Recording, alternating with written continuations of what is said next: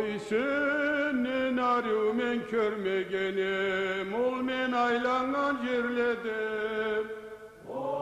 Sen arılıgın alay aytılgan, tav etekle değerledim.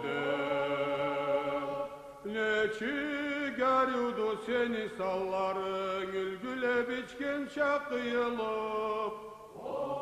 Kara çaçında oka bulganlay, ol burma bolup jıyılıp.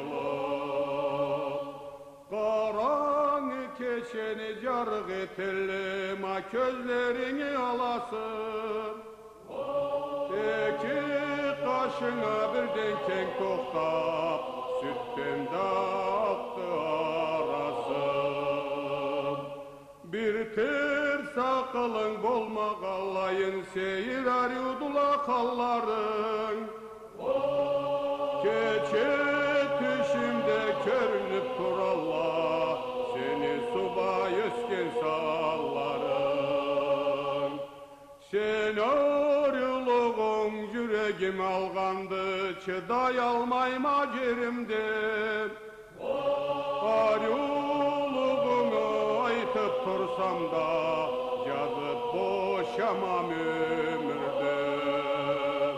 Sen arılığını bitev dünyada, bir adam bil almaz bağasım.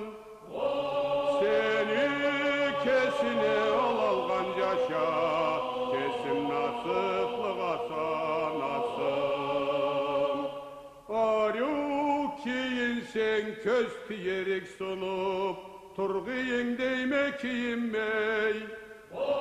Seni körgellede bir yaş kalmaydı, yalnız körgelley süyünmey.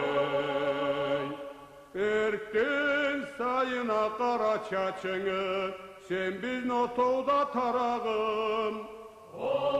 Men işke ketsem sen tansık bolup, bizni terezeden karağım.